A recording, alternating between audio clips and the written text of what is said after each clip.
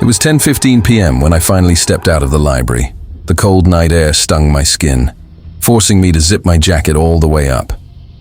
The campus was deserted. Just me, the crunch of my shoes on the pavement, and the distant glow of street lamps. I'd taken this route home countless times before. 3 turns, a narrow alley, and then my street. Safe, predictable. At least it used to be. The first turn felt quieter than usual. No traffic, no laughter from the cafe 2 blocks away, not even the hum of a passing car. Just silence.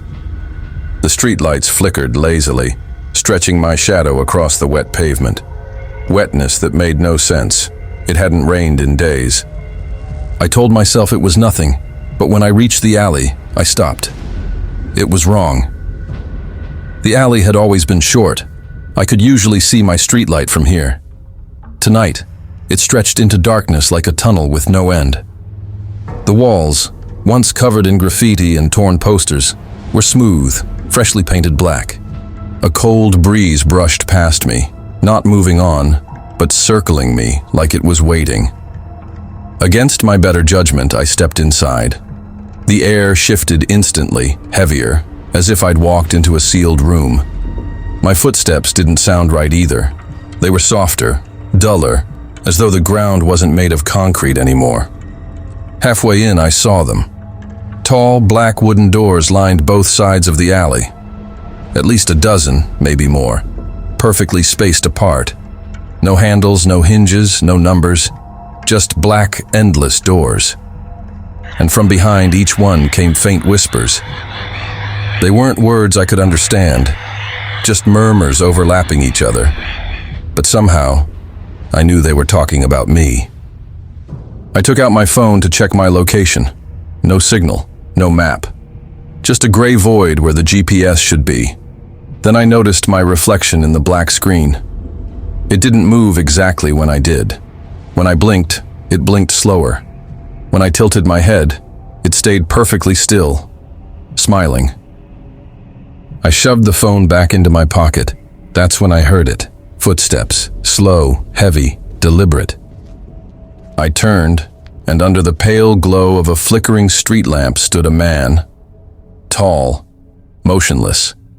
His face hidden completely in shadow, even though the light was right above him.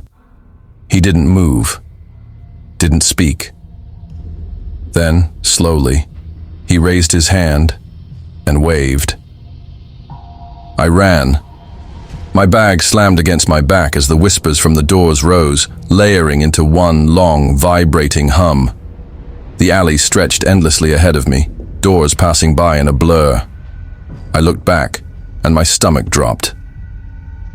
He was closer, not walking, not running, just there, as if the space between us had folded. Desperate, I grabbed one of the black doors.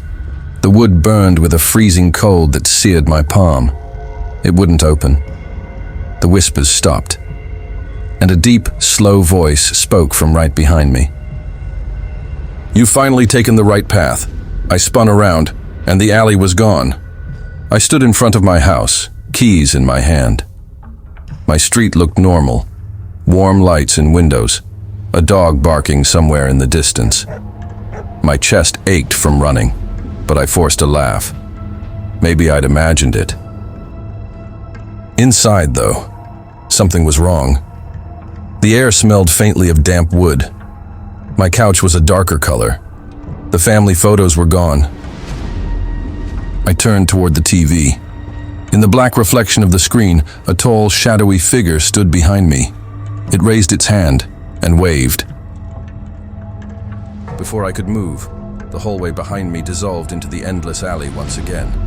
Every black door creaked open, and all the whispers, in perfect unison, spoke my name.